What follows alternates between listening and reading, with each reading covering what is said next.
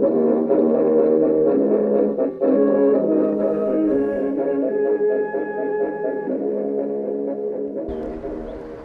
Robert Oulds, the director of the Bruges Group. In this film we're talking to a number of Conservative MPs and experts and academics who have concerns, just like us, about the EU's foreign policy towards Ukraine.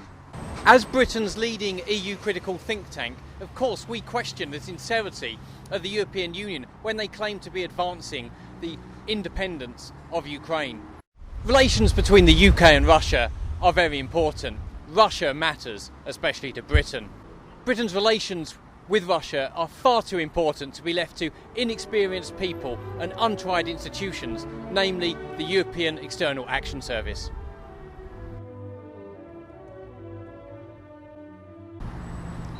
The Bruges Group first addressed this issue when the Honourable Jenkin MP came to speak at one of our regular meetings. We are actually on the way to causing a civil war, the two of us, in Ukraine, which a conflict that will haunt Europe for generations to come. And the only country that could possibly benefit from such an outcome is China. Second half of March 2014. Listening to the media in Britain and most of our politicians, we would think that the events in Crimea, the referendum and reunification were things that had just happened in isolation. It is as if the events of even early March had been forgotten, as if Vladimir Putin's actions were totally out of the blue, rather than in response to a rapidly changing situation in Ukraine, which he did not instigate nor encourage. The EU has blundered its way into a crisis. Brussels planned to swallow Ukraine whole, but Ukraine is now experiencing a disaster. It is unable to maintain its borders, nor even internal security. It is close to becoming a failed state. The EU creates a chaotic situation and is surprised that Russia also moves. How did such a catastrophic blunder occur? I don't know what role the EU had, if any, in the street protests and the developments that threw out an elected president.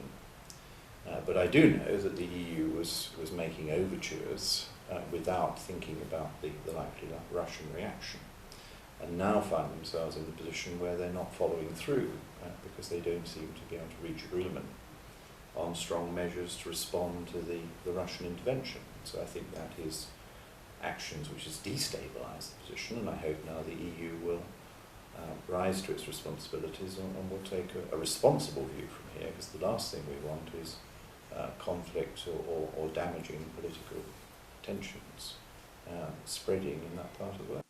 Although he was hardly a role model for selfless public service, Yanukovych did try to chart a course for Ukraine that sought to balance relations with Russia against European aspirations. He was no pro-Russian politician, supporting intervention in Iraq, refusing to follow Moscow in recognising the breakaway republics of South Ossetia and Abkhazia as independent, and continuing cooperation with NATO. Russia undoubtedly placed pressure on Ukraine to reject the association agreement. But the reality is that the EU also did a lot of bullying and exacerbated the crisis by trying to force Ukraine to choose between a European future and ties to a country with which it feels a deep and historical cultural affinity. The EU placed restrictive quotas on Ukrainian exports to the single market. These would only be waived if the Ukraine entered into a trade agreement with Brussels. This would have forced Ukraine to adopt EU regulations. The EU refused to countenance Yanukovych's suggestion of a trilateral EU-Russia-Ukraine Commission to address trade disputes. They made it clear that they would lobby the IMF to refuse Ukraine the bridging loans it needed to cover its external debt if he did not sign the agreement. It refused to offer any concession to address the real pain and bankruptcy that would be caused if Ukraine were to surrender free trade access to the Russian market. Rather than recognise that Ukraine will always have complex and intertwined relations with Russia, and that its economy is largely dependent on Russian goodwill, the EU instead demanded a clean break. Faced with an impossible situation, and both sides placing Ukraine under unbearable pressure, Yanukovych had little option but to postpone the agreement. That his decision to do so would prompt protests should not have been unexpected, but what was deeply unwise was the open support given by Baroness Ashton and EU foreign ministers to those who called for the overthrow of Ukraine's elected government.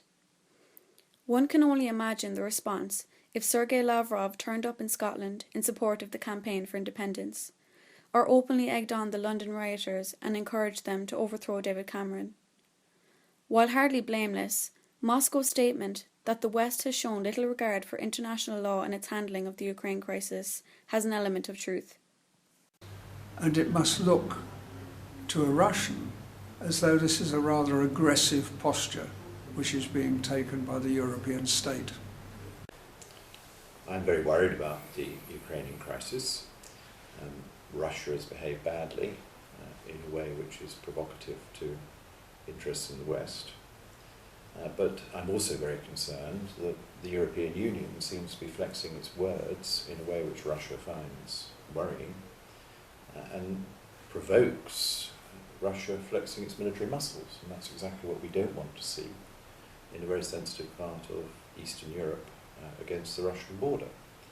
I thought we were living in a better period. We seem to be in a period of much less tension between the West and Russia than in the Cold War era.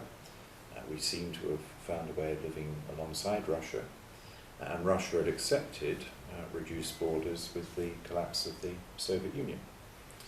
But I think we need to be very careful now with someone in charge in Russia who feels intimidated or surrounded by the West, or who has traditional Russian imperial ambitions.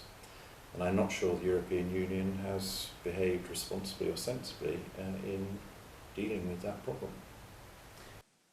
Let us take a few moments to look at the broader historical context and the events immediately preceding the EU's crisis in Ukraine. Part of Russia for over 300 years, the peninsula, was only transferred to the Soviet Republic of Ukraine by Khrushchev in 1954 as a symbolic gesture. When USSR fell, many in Crimea felt they had been left on the wrong side of the border, and politics in the region throughout the 1990s was dominated by unsuccessful attempts to secede and rejoin with Russia.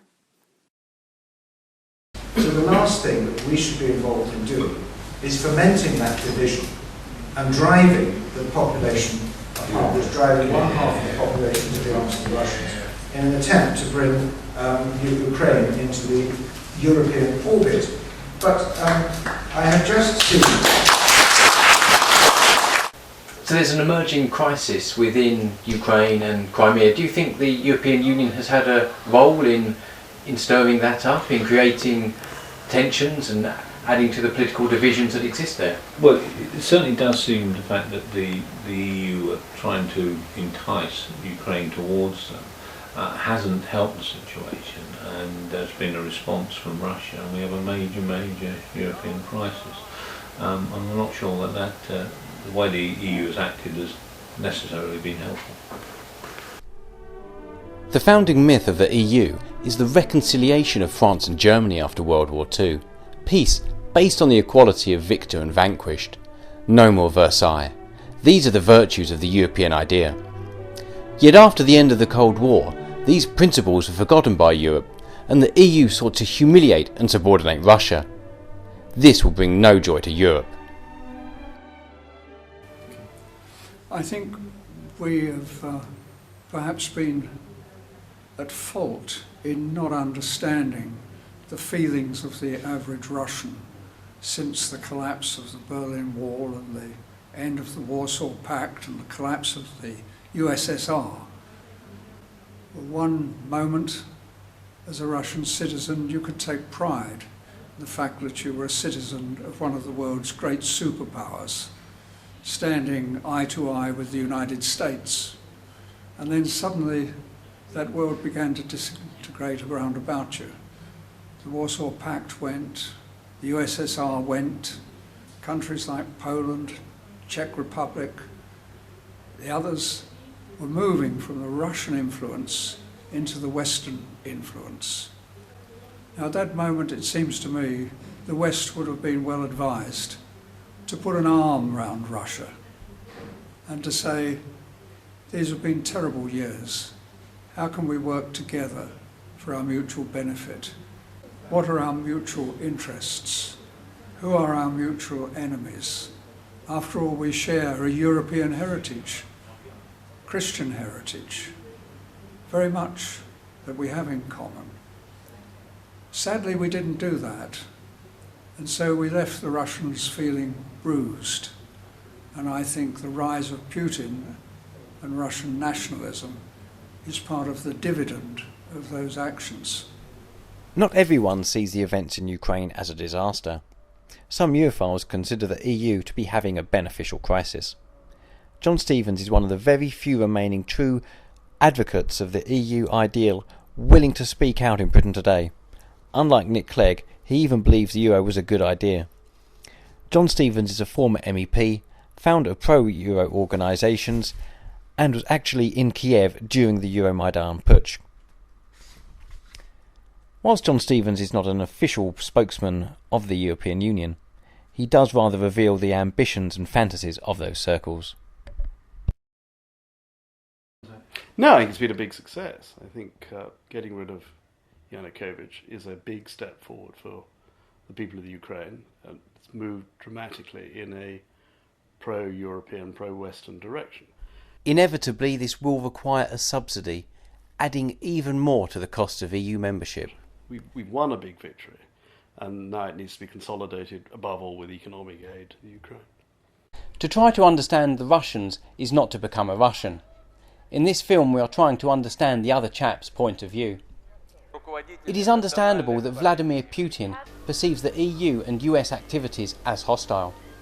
Putin has a point when he talks of the repeated betrayal of the post-Cold War understanding that NATO and the EU would not advance up to Russia's borders, and the US and EU have formed when it comes to illegal and bloody invasion and regime change within the post-Cold War era.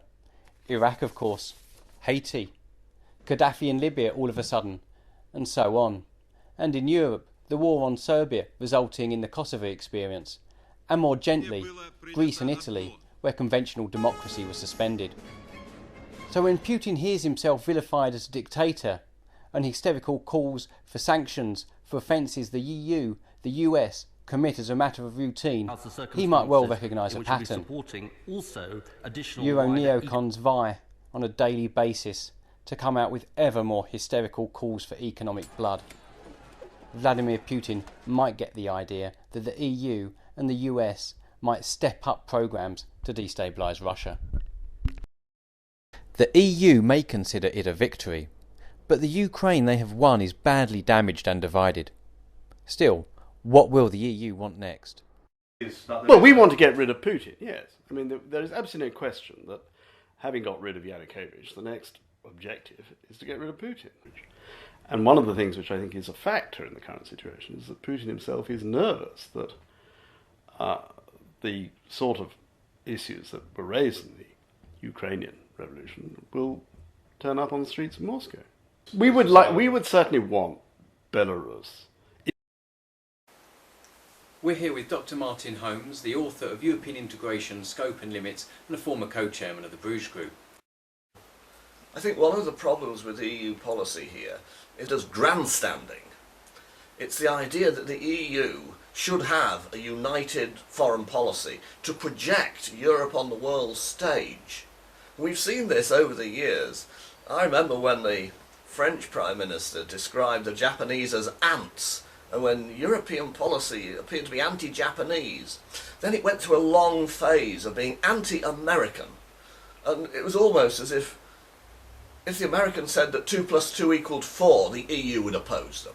Now it's going through this phase of projecting its power against Russia. So this, I think, is a very unattractive feature of the development of an EU common foreign policy. And we've seen this over the Crimean and Ukrainian crisis, with the way in which the EU wants to bestride the world and to lay down rules and regulations that go way beyond its jurisdiction. So this, I think, is a very worrying development. That there is a new EU foreign minister and an EU policy is totally wrong. And, you know, we can't have people going to the Ukraine saying things allegedly on our behalf, when in fact, no, we have our own policy. Should be what our Home Foreign Secretary says, it's for our own Parliament to decide. And there are clearly issues on both sides, and you need cool heads and a peaceful resolution to it. What we don't want is, you know, escalating sanctions and going back to the Cold War. With regard to the Ukraine, taken by the German Chancellor, the French President, and the Polish Foreign Minister, Sikorski, who's a rather remarkable man. The vision, such as it is, and I don't think it's sufficient, is actually with Radek Sikorski, with Chancellor Merkel, and with President Hollande. The German economic strength, and in the background, you can't be wholly denied in this. France is there. Why does France matter? Nuclear weapons. It's as simple as that. And that was the really crucial axis in all of this. EU-inspired sanctions against Russian businessmen and Russian-owned businesses will harm investment in the UK. It'll also damage trade between Britain and Russia. Ignati runs a specialist consultancy in London, helping mainly British small and medium-sized enterprises do business in Russia. He and his clients in the UK are the people who will suffer from the sanctions game. If you talk about sanctions, probably not the only person who is worried about them, but to me it looks like a childish game when a bunch of children would argue with each other and blame each other on something, and it's not as mature states and mature people should behave. And in this sense, as a business person as well, I'm worried about my business, which is helping British businesses get into Russia and doing things together, cooperating together for the benefit of both nations. And as an example, I can give the counter sanctions which the Russian government proposes to do now, which is to ban importing medical equipment from Europe into Russia, which definitely has bad consequences for my clients who want to import very good quality medical devices from the UK into Russia for cooperation with their Russian colleagues and for the use, for the benefit of the Russian health. And I can see how the sanctions immediately make an adverse effect on my client's business as well as on my business as well. Sanctions are not just an economic phenomenon that can be turned on and off. They can poison relations in the world for a long time to come. Short and medium term consequences for business and international business, because UK businesses were always very cautious about doing business overseas and in Russia particularly, despite our countries being trading to each other, with each other for 4 centuries. It's no longer happening on a very active level. There are probably around 600 British companies operating in Russia. That's nothing. Well, I think the sanctions are particularly stupid and counterproductive. Now, I can understand that the Americans, with their long history of dislike of the Soviet Union and of viewing Congress that Russia is a continuation of the Soviet Union, I can understand that the Americans might want to impose sanctions because they're approaching oil self-sufficiency. The fracking revolution in energy is essentially based in the United States. So America's geostrategic energy position is quite a strong one. But for the European Union to be threatening sanctions against Russia really strikes me as very stupid indeed. At some stage, if the Russians retaliate, the weapon they will use is oil, and even if the EU is able to buy oil from elsewhere, the price will rise. Now, the last thing the EU economy needs now is an increase in the price of oil. The EU economy is absolutely on its knees because of the absurdities of the Eurozone, the long and deep recession which the single currency experiment has produced. For countries like Greece and Spain and Portugal and Italy and Cyprus, the idea that EU foreign policy may lead to retaliation and an increase in energy prices, that is economically counterproductive. We are yet to hear what the US and Europe has to propose about further sanctions. It seems like it will be evolving within the next week or so, and we don't know what the scope of these sanctions. But even the rhetorics about sanctions is harming, because you can't really heal what the bad words have in themselves. When there was a row about whether Georgia and Ukraine should be invited to join NATO, most people in Chatham House seem to be very opposed to offending Russia in this way. But now that it's about Europe, they've issued this paper and they're recommending that Ukraine's territorial integrity should be non-negotiable, and we can't discuss it while it's under threat and occupation by the Russians. That Crimea, the critical test is Crimea, and the credibility of the EU and the US commitment to these principles is subject to the referendum in Crimea. The West's demand must be a return of Russian forces to their bases in Crimea and withdrawal of the massive influx of other Russian forces. They would go on to explain how we should do that. They said that should the Russian government not de-escalate its military presence in Crimea, we should chuck them out of the G8, chuck them out of OECD, suspend trade negotiations, and we should start attacking their economy. When did Chatham House become sort of Euro-neocon in this way? And I wonder whether, in fact, we're not in danger of seeing everything through a European lens, an EU lens, instead of seeing our own interests and our own objectives as a nation, and indeed global security, objectively and dispassionately.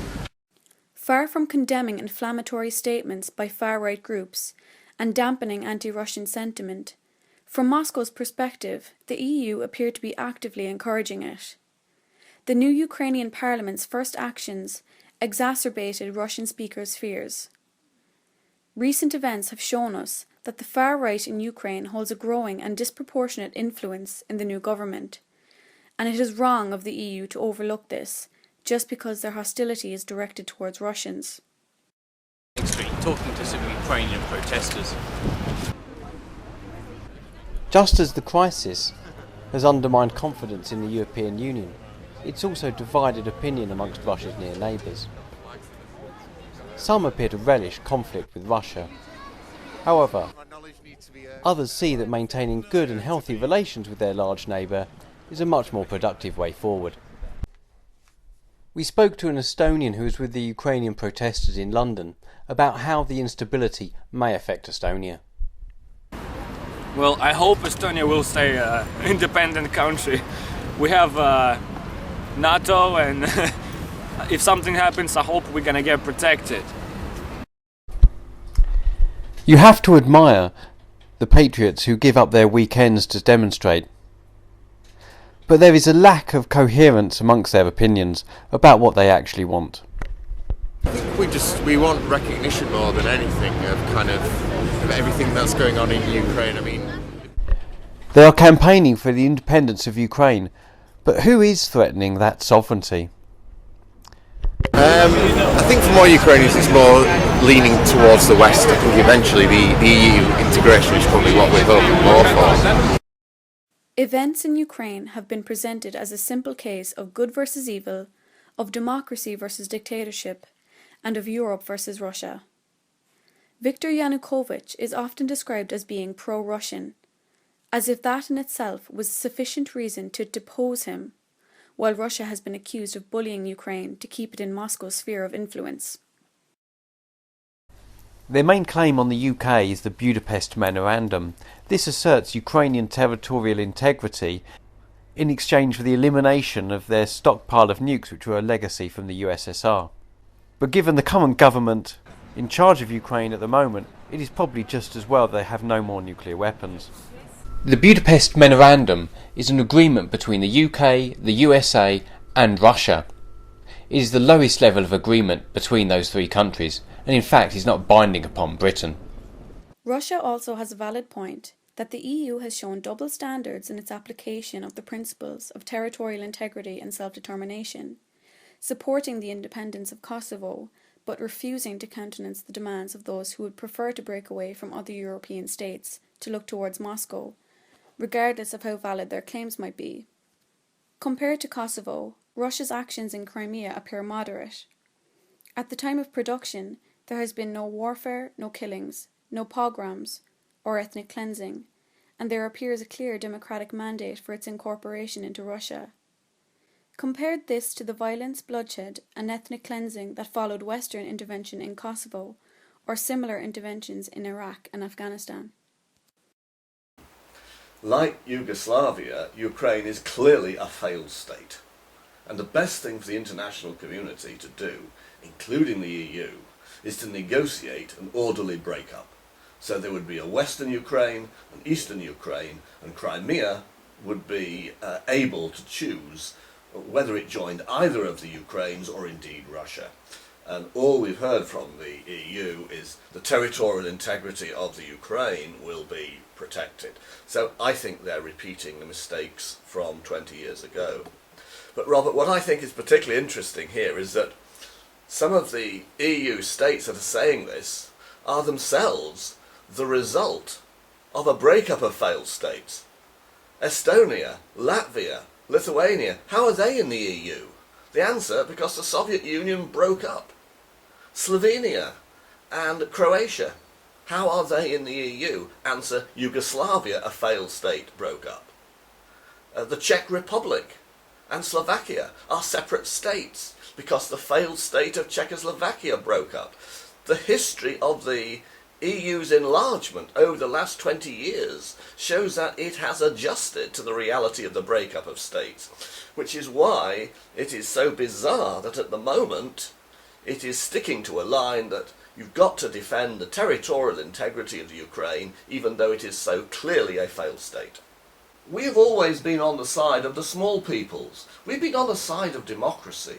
Our argument, ever since the Bruges speech, has been on the side of democracy. It's against the big battalions.